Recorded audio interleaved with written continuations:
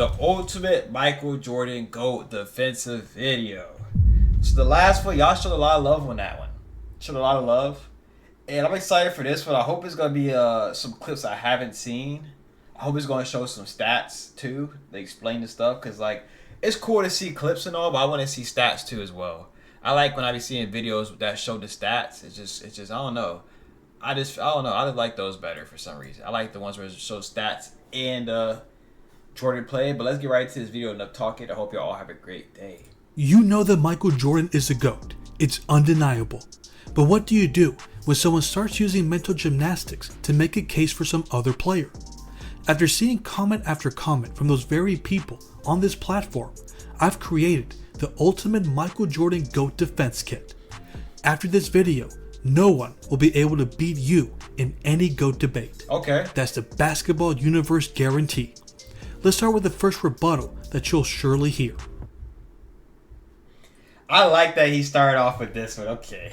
He's starting off hot because I had a Larry Bird video recently and I seen the comments. They out here thrashing Jordan in the comments about Bird being better. So this is perfect. Larry Bird's record over Michael Jordan in the regular season is 17-11. In the playoffs, it's a perfect 6-0.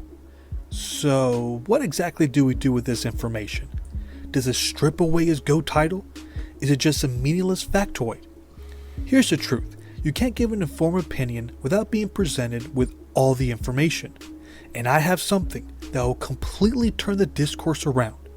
But don't worry, this will in no way smear Larry Bird's name. This channel deeply respects this legend of the game. Yes, sir. We're not going to tear down one player just to uplift another. I like that. The fact that he has that record over Jordan is a testament to his greatness. If you were able to give him problems, then every single player that's ever played the game in human history would have been in big trouble. This was a bad man. There aren't many players that Michael respected more, and it's for a reason. But we can't just look at the win-loss record. That is nowhere near enough information.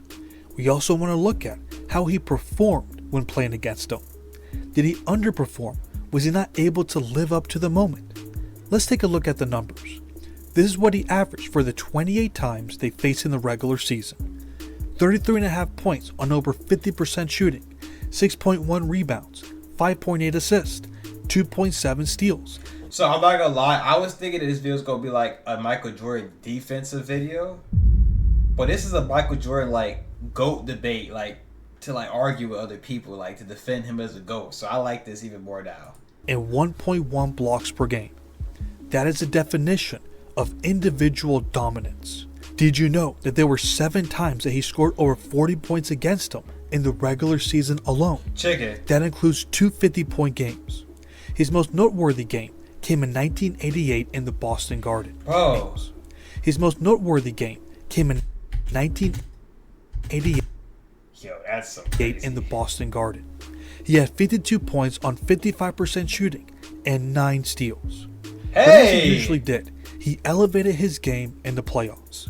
This is what he averaged for their 2 playoff series. 39.7. Oh, let me peep game real quick. Bird had 27. Oh, my. 40? He averaged 40?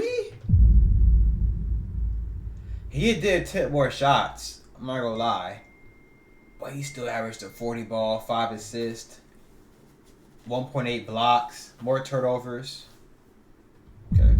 Points on 46% shooting, 6.7 rebounds, 5.8 assists, 2.2 steals, and 1.8 blocks per game. He added 2 more 40-point games and a 63-point performance. So let me get this straight. He gave Larry 1 60-point game, 2 50-point games, and 7 40-point games in total.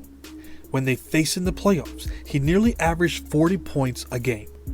Are we seriously blaming him for not being able to win a playoff game? The numbers are screaming to us that it wasn't his fault. But it's not just the numbers. What about the Celtics players? What did they have to say about him? Were they criticizing his play? Let's start with Larry Bird. In Jordan's rookie year, he told the Chicago Tribune that he was the finest athlete he'd ever witnessed. Then he proclaimed that he's the best ever. Then, when Michael retired in 1993, he doubled down and told writer Jack Silverstein that no one was better than him. If that's not enough for you, do you remember what he said after Jordan scored a playoff record 63 points? Let me refresh your memory. This is what he said, according to the Boston Globe. He is the most exciting, most awesome player in the game. I didn't think anyone was capable of doing what Michael has done against us the past 2 games. He then said these famous words, that was God disguised as Michael Jordan. So Larry Bird had nothing bad to say. If I hear it, MJ with the hair is the real demon, that's what it's looking like. It looked like MJ's hair was out there going crazy.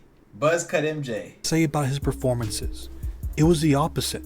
He couldn't help but admire everything he was doing on the court.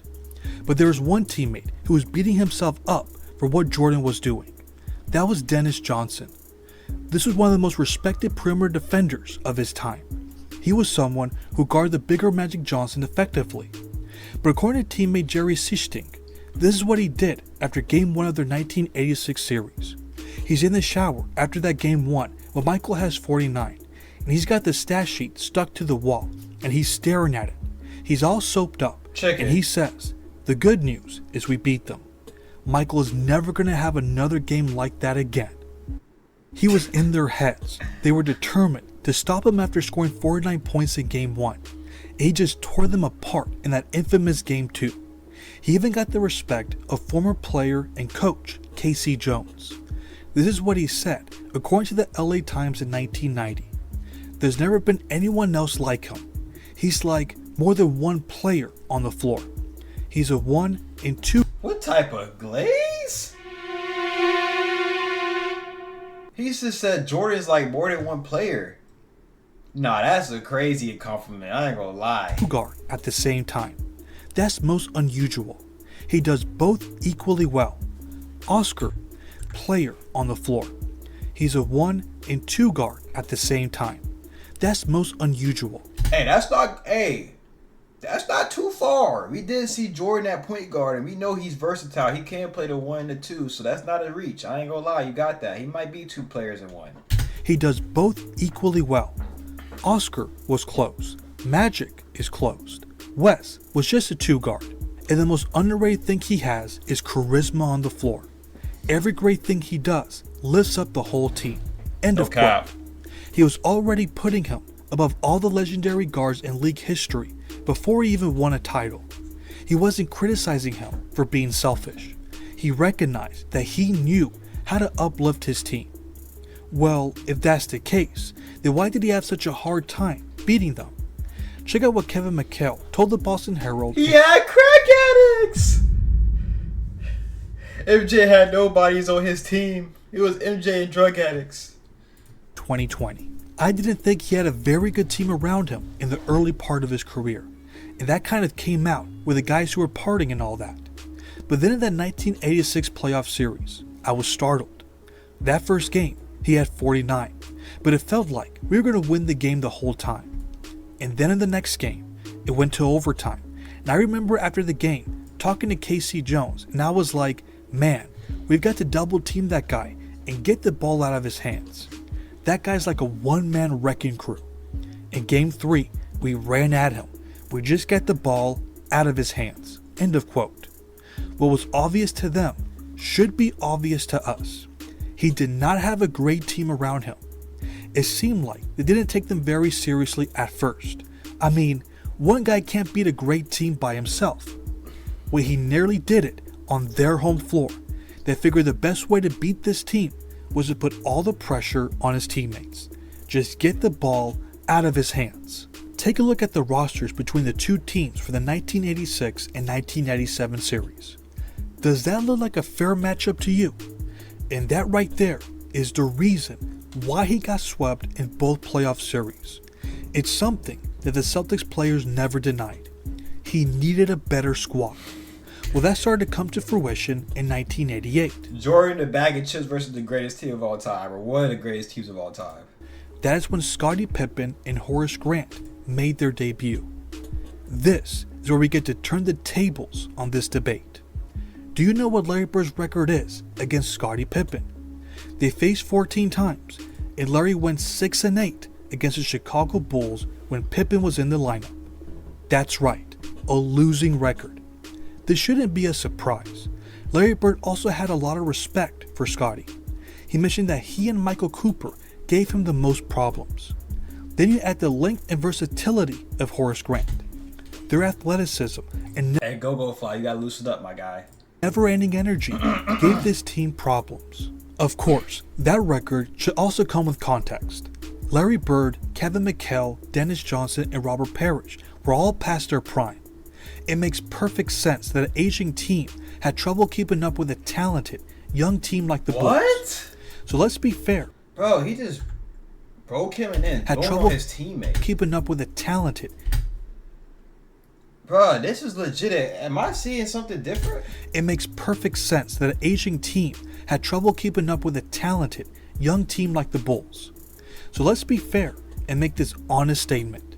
When Larry was at his best version and his team was at their full strength in 1986, Michael was not at his best and his team was extremely underwhelming.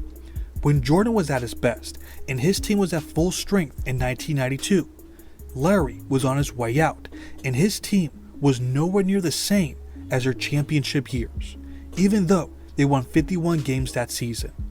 But in the Bulls' 3 victories against the Celtics in 1992, the Bulls won by an average of 21.7 points per game. Listen, I'm all about keeping the same energy.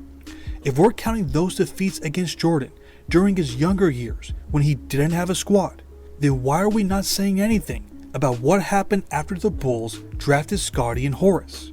If it doesn't count for Bird, then we should apply the same courtesy to MJ. But this false narrative paints a picture that Jordan couldn't beat the great players and teams of the 80s. Again, they don't present all the facts. His record against Magic Johnson in the regular season is 7-6. If we include their finals matchup, it's an overall record of 11-7. He averaged 30.2 points on 48% shooting, 6.8 assists, 6.6 rebounds, and 2.2 steals per game. His record against Moses Malone is 20-18. He averaged 29.1 points on 53% shooting, 6.3 assists, 5.5 rebounds, and 2.5 steals per game against a Moses Malone-led team. That's 2 of the best players in the 80s. Jordan has a winning record against them, and he performed at the highest level. If we look at Isaiah Thomas, his record is 19-24 against him. This is how he performed against the team that supposedly he struggled against. He averaged 31.6 points on 48% shooting, 6.2 rebounds, 5.5 assists, and 2.3 steals per game. He had a 61-point game against him and a 59-point game. Does that sound like a guy who struggled against the stars of the 1980s? But check out what he did against the bad boy Pistons with Scottie Pippen. The record is 15-17. They were neck and neck. The mid-range is definitely getting there. My shot is getting way more consistent. And I'm in America, Florida. And that's considering that his teammates weren't all-star caliber players in the 80s. If they were the 90s version, the records tell us that they would have given every single one of those 80s teams problems. The issue at hand is that there are too many detractors who are focusing way too much on what Jordan didn't do in his first 2 full seasons. Let's not forget that Michael only played 18 games in 1986, and he was coming off the bench for 11 of those games. It would have been nice if he had the luxury of playing with Hall of Fame centers like Kareem Abdul-Jabbar and Robert Parrish during that time, but that wasn't the situation that he came into. The only way they were going to succeed in those 3 years was by Michael winning games by himself. During the 80s, that was a game plan that wasn't going to get you far, no matter how great that player was. You could take it from me, or the 2 people who covered the 1987 series. After the Bulls were swept for the 2nd consecutive year, this is what the play-by-play reporter said.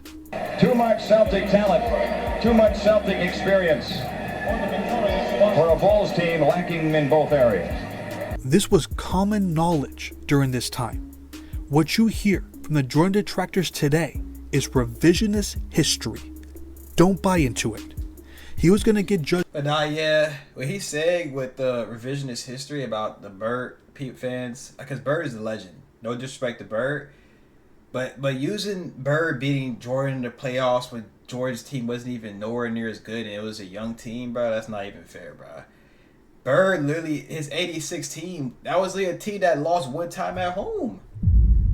I mean, but that was just a very great team, and they had Larry Legend too as well. So properly once he was part of a legitimate team. Once that happened, he couldn't stop winning. That's why many people agree with what Larry Bird said, that he's the greatest ever. 59th and 60th points. He's got him. Check it. 60 points for Jordan. Jordan. Ties the game. Oh, boy. 63 points, and you're looking at an all-time record. Between the shot clock and the game clock, Jordan, yes! And Michael Jordan with 55 points for the second highest total in an NBA Finals game. Oh my God, stop. For real, just stop with the scoring highlights and numbers. It's not fair that no one can match Jordan's scoring prowess. It's not fair that he broke all those records during the defensive era of the NBA. It's simply not fair that no one from this weak defensive era can match his scoring output. In all seriousness, we all know how legendary of a scorer he was. That was his biggest strength, but that doesn't mean that was his only strength. Scoring isn't the only reason why many basketball experts believe he's the GOAT. So I'm going to answer the challenge and not mention a single scoring stat for this video. Little do they know that this will only make his GOAT case stronger. Let's start with the total opposite of scoring, playing defense. Michael Jordan took that role as seriously as scoring the ball. Give me that. That's why he was able to obtain so many defensive accolades and records. He is unquestionably one of the greatest perimeter defenders of all time. He has 9 All-NBA defensive first-team selections. That is an all-time record that he shares with Gary Payton, Kobe Bryant, and Kevin Garnett. Let's move to the steals department. He's 3rd all-time in career steals per game and 4th in career steals. Now what about blocks? That is a stat that is dominated by centers and forwards. Guards just don't have an impact on that aspect of the game. That's a statement that can't be said about Jordan. He has the most career blocks by any guard ever. Okay, kudos to MJ. Kudos to MJ. Now let's talk about advanced metrics, more specifically, defensive win shares. This is another metric that is dominated by big men. In fact, only 3 guards appear in the top 30 for career defensive win shares. Among those players is Michael Jordan. He is 21st all time and 3rd among all guards. The 2 guards ahead of him is John Stockton, who played 432 more games, and Jason Kidd, who played 319 more games.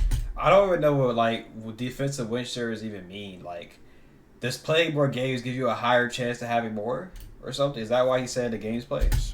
So let me get this straight. The record 9 All-NBA defensive first-team selections proves that he's one of the greatest individual defenders.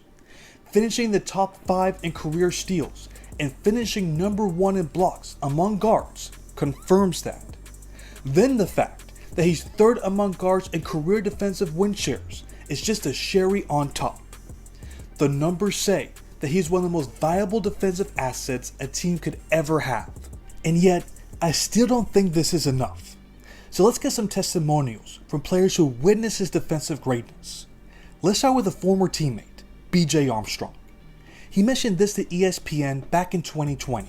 Quote, "In my mind, Michael was actually a defensive player who also happened to be an exceptionally talented offensive player.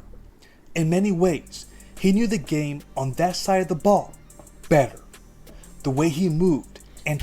I'm not gonna lie, that is actually a good take because his defensive instincts are actually insane. Like when you look at this play right here, Malone, this is like literally to win the finals. Like for me, before I even seen this game or anything, I didn't know Jordan got the steal Like, he came on the help side and got the steal. Like, that IQ that he had to know, like, and then he came down and sealed it. Also, I've also heard players. I heard people tell me that back then they like inflated Jordan's steals and his blocks and the record sheets just cause they cheated. I heard some people tell me that when I was debating about LeBron and MJ. They said they cheated back then with his stats. Are calculated by dividing up players' estimated individual marginal defense by the team's marginal points per win. Okay. Anticipated and invented ways to score based on what he saw on the defensive end. He never cheated the process. End of quote. Then we have what Christian Laettner said to Dan Patrick in 2024.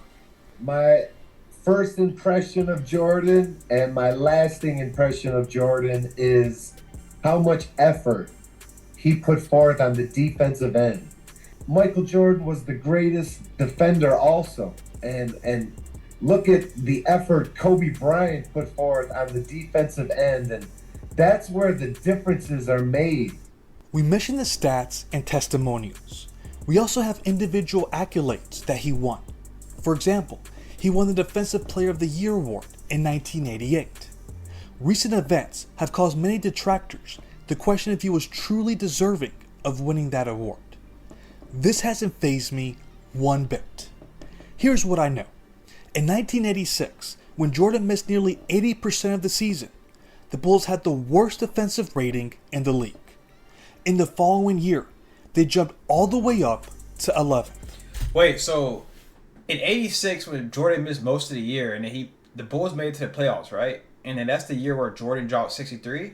Because I see that in another video, and that's what I was confused on. Jordan dropped the 63 points in the year where he missed most of the season, or no? Because if he did it the year he missed most of the season, that is insane. And in 1988, they had the third best defensive rating. Michael Jordan deserves all the credit for that improvement. Here's why. Facts. In 1987 and 1988, he led his team in steals and blocks. Let me say that again. A shooting guard was their best rim protector while also creating easy offense with his steals. He did that for 2 straight seasons. Do you realize how rare it is for a guard to be the team leader of those stats? If they gifted him a few undeserving steals to his stat sheet, who cares? That doesn't change the fact that he was unquestionably their most valuable defensive player. I could stop right here and you would hear everything you would need to know to debunk such an asinine statement. Michael Jordan was much more than just a great scorer. You could even say that he was just as good of a defender. That's what made him the greatest two-way player of all time. Sure. But stopping here would be a disservice to the GOAT, because there is so much more to his game that needs to be addressed. For example, he was always considered one of the best all-around players in the league throughout his playing career. We all know what he accomplished on the defensive end. Now let's take a look at the offensive end. We're going to be looking to the 1984-85 season, Jordan's rookie year, to the 1997-98 season, Jordan's last year with the Bulls. During that span, here are the number of times that player averaged at least 6 rebounds and 5 assists in a season. The player with the most is Clyde Drexler. He did it 10 times. Next up is Scottie Pippen. He did it 8 times. Third on that list is Michael Jordan. He did it 7 times. Okay. He did it as many times as Larry Bird, who also did it 7 times. The next player up is Magic Johnson, who did it 6 times. So if you take away the scoring, Jordan was still contributing in many other ways. Let's keep in mind that the 80s and 90s were different times in the NBA. Positionless players were not something that existed during that era. Every player had a role. If you were in the front court, your job was to grab rebounds and block shots. If you were the point guard, your job was to facilitate. If you were the shooting guard, there weren't going to be many opportunities to boost your numbers in those categories. Players such as Michael and Clyde Drexler were the exception. They had the necessary skills to excel in everything.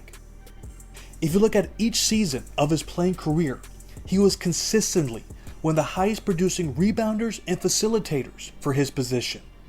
We're talking right out of the gate in his rookie season. He finished first among shooting guards in rebounds. In 1989, he finished first for his position in assists. In 1993, he was once again first in rebounds. And in 1998, he finished first in rebounds for his position. Yo, Jordan, like I said, Jordan used his abilities 100%. He used his athleticism, his skill, the fundamentals, his technique, his IQ, 100,000% every single minute on the court. If it looks like he had to, the way his stats were, he definitely gave it all on the court every game. Don't be fooled by the numbers. The 80s and 90s were a different time. Even with the limited opportunities to contribute in other facets of the game, he still found a way to get hits. In many ways, it was much more difficult to be an all-around player during that time. If he played during this era or the 60s era, his numbers would also be inflated.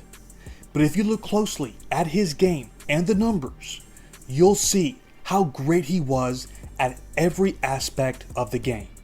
He just also happens to be the greatest scorer and greatest playoff performer. You mix that with his 6-0 finals record, and you'll get the greatest player of all time. See, that's what it is. Jordan being such a good scorer makes us nowadays, for me, the new people, my age group, we don't even think about looking at his defense.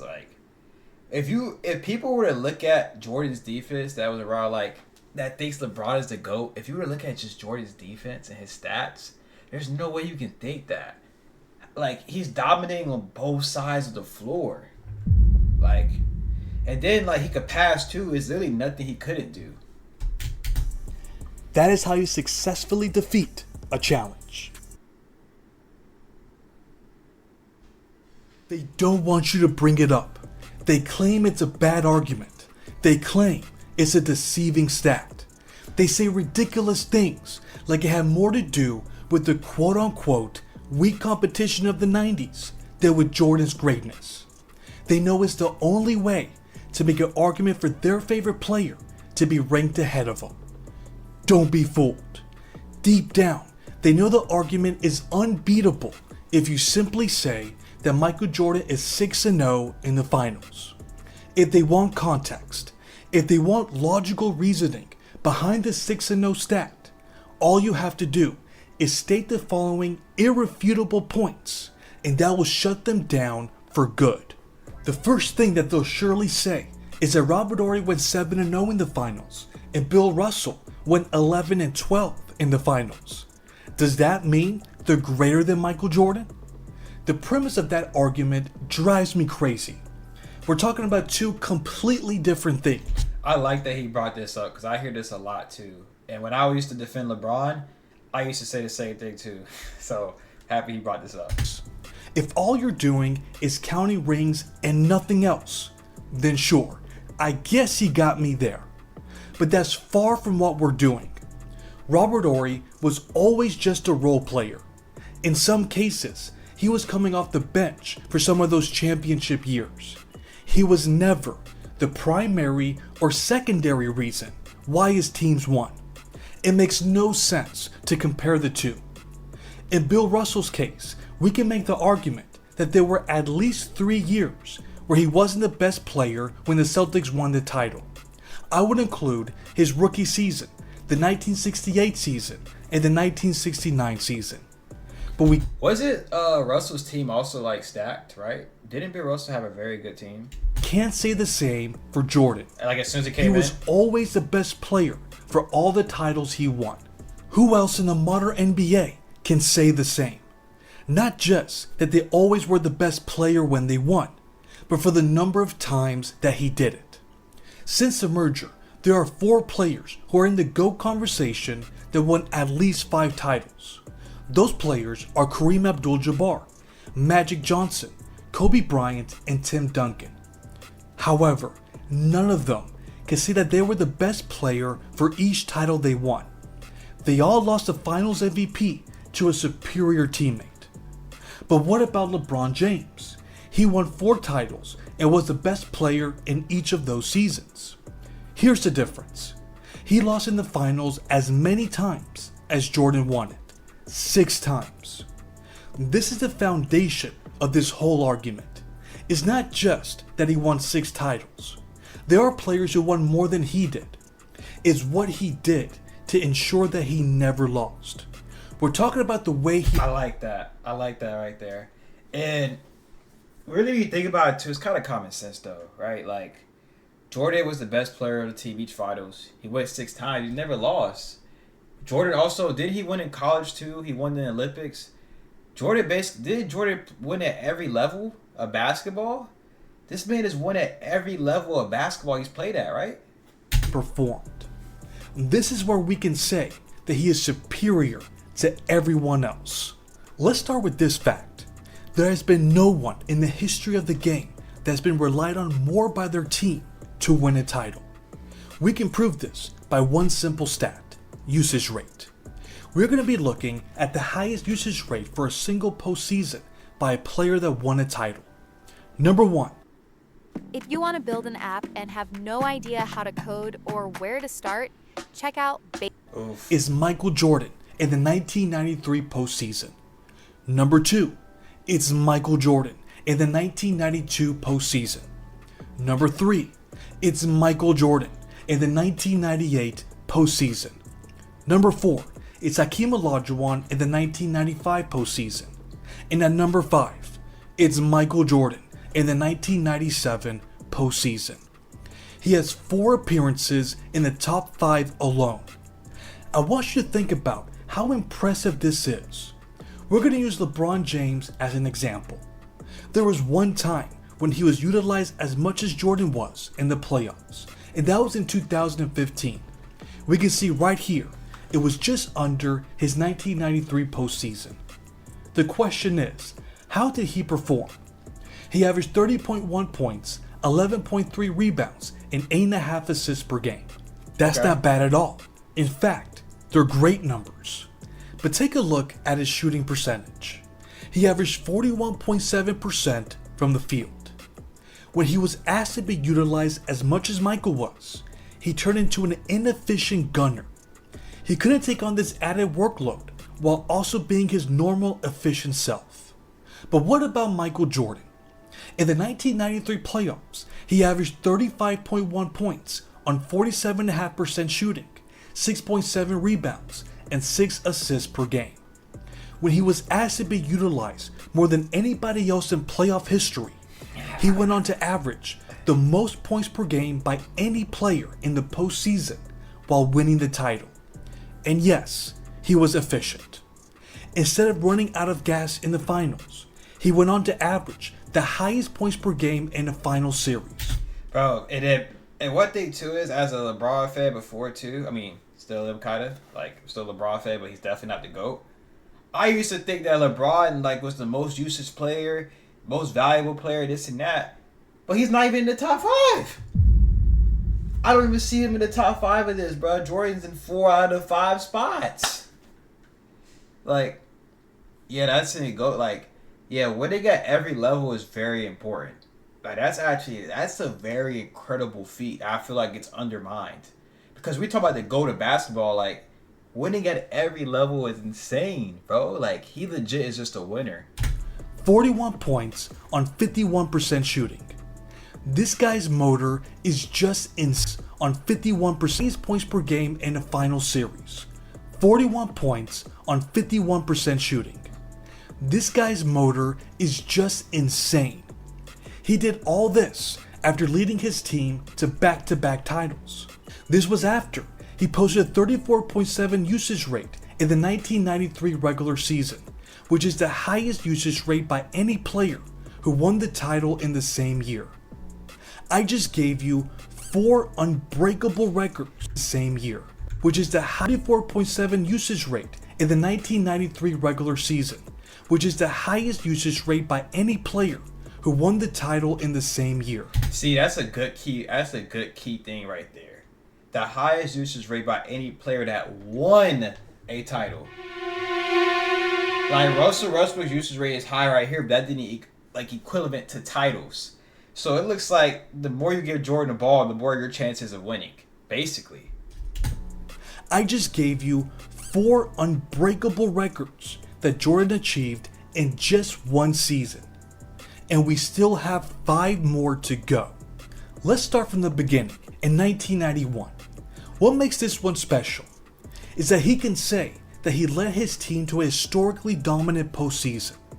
The true greats of the game have been able to accomplish this, and Michael is no exception. He led his team to a 15-2 playoff record. That is tied for the 4th best win percentage for the shot clock era. They beat their opponents by an average margin of 11.7 points, which is the 5th highest mark ever. They accomplished this by beating Patrick Ewing and the Knicks, Charles Barkley and the 76ers, Isaiah Thomas and the Pistons, and Magic Johnson and the Lakers. If you think about it, they were 2 desperate 3-point field goals away from going undefeated in the playoffs. Hersey Hawkins and Sam Perkins stood in the way of immortality. Their 2 losses were both by 2 points. It was a real possibility that he could have gone undefeated in the playoffs. Crazy. How many players in league history can say the same thing?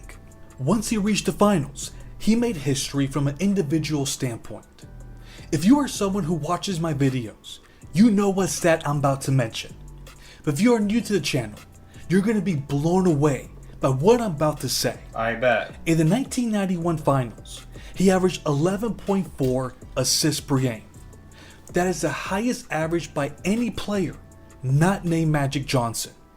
You heard that right. Okay. Think about all the legendary point guards that have reached the finals. None of them have surpassed that average in the biggest stage. So Jordan has the 2nd highest assist of all time in the finals.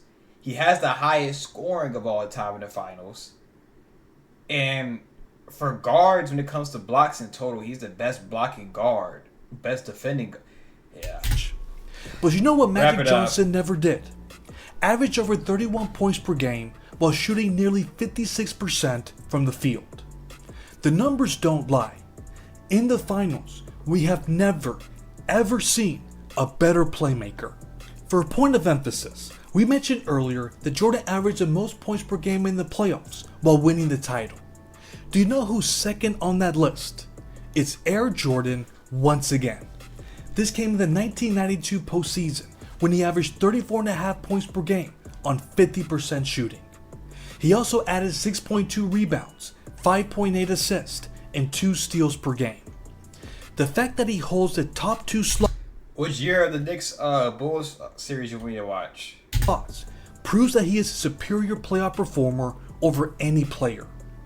The ultimate example of this came in the first round series against the Miami Heat. He averaged the insane stat line of 45 points on 61% shooting, 9.7 rebounds, 6.7 assists, 3 steals, and 1 block per game. I'm not gonna lie, bro. If I'm playing against somebody and he's scoring 45 points on 61% field goal, bro, I don't even know what I would say. Like, you can't even get mad at your teammate at that point, bro. Like, he's hitting everything. He scored 45 on 61%. He's just getting up more reps. He just got up more reps than us. He's just more prepared than we were. That's all you can say, man. Like, Jordan is just more prepared than everybody else. That's what it had to be. Shooting 61% and getting 45 points is insane. This is only the 3rd time that a player has averaged over 45 points in a playoff series. Now I know what you're thinking. Wasn't this done against the bottom feeder? The Heat were the 8th seed and they won only 38 games. Shouldn't that take something away from him? Absolutely not. Think about all the legendary players that were in the same situation, where they faced a subpar team in the first round because they were the number 1 seed. All of them could have taken the opportunity to assert their dominance against their opponent, to send a message that they're the best player in the world. In a few cases, they did that. In others, they saw it as an opportunity to save their energy for the next round. Jordan never had that mentality. No, it doesn't bother me because I know anybody that thinks that way just hasn't really looked into it for real.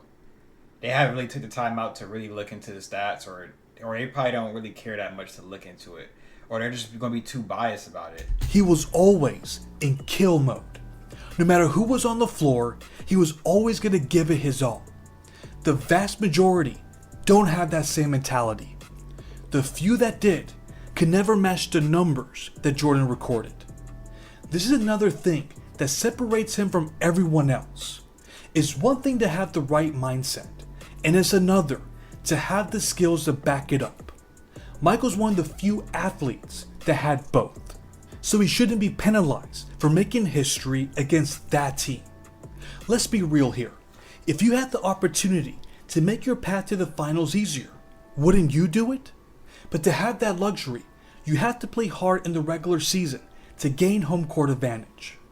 There are very few players that took the regular season as seriously as he did. That's why the Bulls had the number 1 seed in the Eastern Conference for 5 of their 6 title seasons. But on 2 of those occasions, they made history.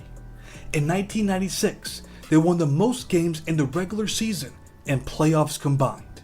So when you say MJ went 6-0, make sure to include that he was the leader of the winningest team in NBA history.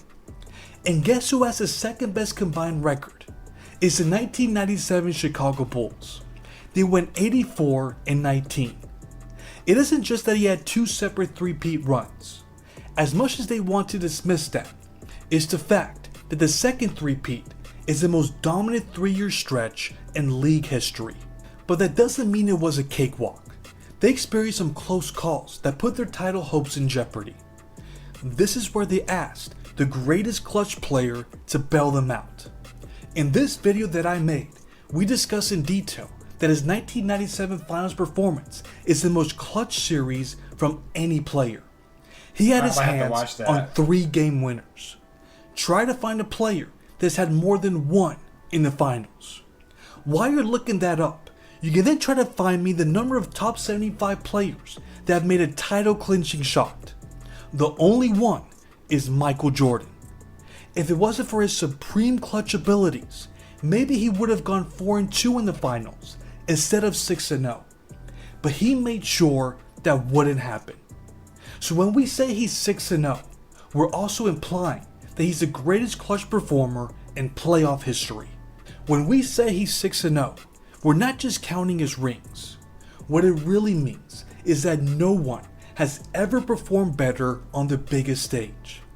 That is why he never lost in the finals. For Michael Jordan haters, that just might be their worst nightmare.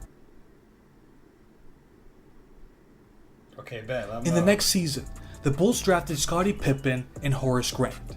They also traded for Sam Vincent, who was a sharp outside shooter. This was a season where they finally got out of the first round. How much did those 2 players contribute? I'm gonna say this too, bro. Like, when I watch these Jordan videos, I genuinely feel inspired, though. That's something I would say. Like, when you watch these Michael Jordan videos and how like good he was, the stats, his mentality, I genuinely feel inspired because I know the amount of work he's put in to get to where he's at. Like, and I say I know in a way of saying like I genuinely don't know because I didn't do it, but I know that he's put in way more work than probably everybody else in the world. He had to. Like how good he is, how fundamentally sound he is. He's athletic. He got stronger. He had to deal with the Pistons. He just went through all that. Yeah, most winning team. He was the best on defense and offense. Like he's legit just a winner. Won at all levels. It's truly inspiring to see. Like as an athlete point of view, like he's just a hard worker too, man. Like you gotta I don't know how you cannot respect Jordan. Like, I understand people have their own opinions, this and that, but to call Jordan trash? I mean, at one point I was tripping too, though, so I can't even say all that. But look, though, if you think Jordan is trash, you're just ignorant. The 1988 playoffs.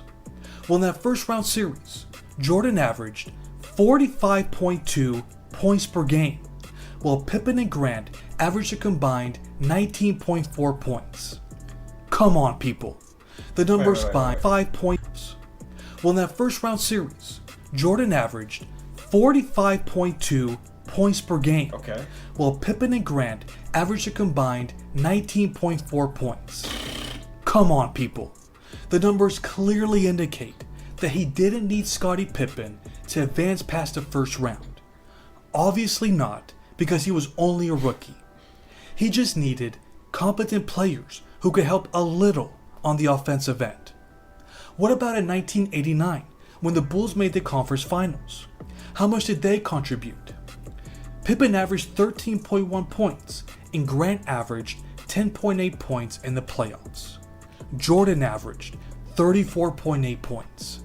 He also led the team in assists and steals. Doesn't that sound like a one-man show to you? 2.5 steals? If not, let's look at a historical comparison. Let's look at the 1994 Houston Rockets. You know, the team where we're all in agreement that they were a one-man show led by Hakeem Olajuwon. Hey, be honest in the comment section. Was there ever, if there was one game where y'all thought MJ could have lost it in the playoffs, the finals, and it was almost over, or it's like, yo, this is not MJ. If there was one game like that, what was it? Let me know. Their second leading scorer was Otis Thorpe, who averaged 14 Like playoffs and finals only, not regular season. points per game. And even Vernon Maxwell averaged more than Scottie. He averaged 13.6 points for the 1994 playoffs. Now let's look at the 2001 Philadelphia 76ers. This team was led by Allen Iverson and a bunch of role players / defensive specialists. Aaron McKie and Dikembe Mutombo both averaged more points in the playoffs than Scottie Pippen did. This is the point that I'm trying to make. I believe it's common knowledge that a star player needs great teammates to win a championship. No one is denying that he couldn't do it without Pippen. But to say that he couldn't succeed without him is completely missing the facts of the matter. Here's the next Jordan critique. One thing I would say too is, y'all be bringing this up about how Jordan did care about his stats. He cared about winning. To people that like to bring, like LeBron fans like to bring up the stats of LeBron, basketball is a team sport, bruh. And when it comes to impacting a team, Jordan impacted it the most. Jordan was the best role player on the team. He listened to his coaches. He did what he had to do. Played point guard we had. From what I know, it sounded like he was the best role player of all time too. There are some who believe that losing to the Detroit Pistons 3 years in a row Yes, should sir. disqualify Good job, him chat. as the Thank GOAT. you. Thanks for the likes. Now I'm not going to sit here and discredit what the Pistons accomplished. They are a historically great team that played incredibly well together. Just as I mentioned about the Boston Celtics earlier, one great player wasn't going to be that team. But is that enough to disqualify him? Are we taking away points for a player losing in the playoffs? I believe we shouldn't. Here's why. 99% of all players that have ever played in the NBA lost more than they won. Unless your GOAT is Bill Russell, that line of argument is simply flawed. The question that we should be really asking is, did Jordan cause the Bulls to lose? Did he deserve any of the blame? That is where we really go hard on the players. Think of LeBron's performance in the 2011 finals, Kobe in the 2004 finals, or Magic Johnson in the 1984 finals. Let's look at the numbers for... What did Magic Johnson do in that '84 finals? I know about Kobe and LeBron. What did Magic do? Each Was that the tragic Bronson era? playoff series. In 1988, Jordan averaged 27.4 points on 49% shooting. Remember, this was the same team that invented the Jordan rules and supposedly shut him down. But that's not what the numbers say. Instead, they did a great job of shutting down everyone else. Their second leading scorer, Sam Vincent, averaged 12.8 points on 41% shooting. The Bulls were nowhere near as talented as the Pistons, and that's why they lost in 5 games. If that was the case in 1988, then we can say the same in 1989. The Pistons won 63 games, while the Bulls won 47 games. It was almost the same story. Jordan averaged 29.7 points on 46% shooting. Their second leading scorer, Craig Hodges, averaged 12 points on 45% shooting. In the following season, the Bulls finally had the talent to give the Pistons a fair fight. And how did they perform? If you look at the stat line, there were only 2 players who shot over 43% from the field. That was Michael Jordan and Charles Davis, who took a grand total of 1 shot that series. On the other hand, MJ grand total...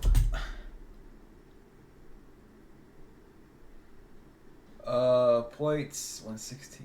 Yeah, he smacked. Scotty did pretty good though. 42%. Horace Grant 40. That's good. Of 1 shot that series. On the other hand, MJ averaged 32.1 points while leading the team in assists and steals. Did the Bulls lose because of him in those 3 seasons? No. Did he underperform at a shockingly low level where people question his individual greatness? No. In fact, he was the only reason the series in 1988 and 1989 were competitive. The Pistons knew they couldn't contain him. The numbers say they never did. Bro. The Pistons knew they... Yo, he's literally floating right now in this lane. This is such a hard shot to make, bro. He just jumped from the Bulls logo, and he's doing a 1-foot jump shot, moving on the mid-range. Like, I'm trying to think, did Jordan, like... I wonder how Jordan's, like, when he was in the open gyms and he was working on moves, I wonder how he looked in the open gyms. Because if he looks like this with people on him, because he had to be practicing this stuff. There's no way he wasn't. But, like, imagine watching Jordan practicing. Couldn't contain him. The numbers say they never did. Instead, they contained everyone else, and that's why they lost. Once his teammates increased their level of play, they were able to crush the Detroit Pistons in 1991. I was able to break this down in this video, and I encourage everyone to watch it to get the full... Okay, that is the end of that video. I really enjoyed that. Thank you for requesting that in the Discord. Thank you. I enjoyed that video a lot. That was a really good video. Shout out Basketball Universe for dropping that video. If you watched this video, thank you. I hope you all have a great day. It's your boy TorieSama, and I'm out.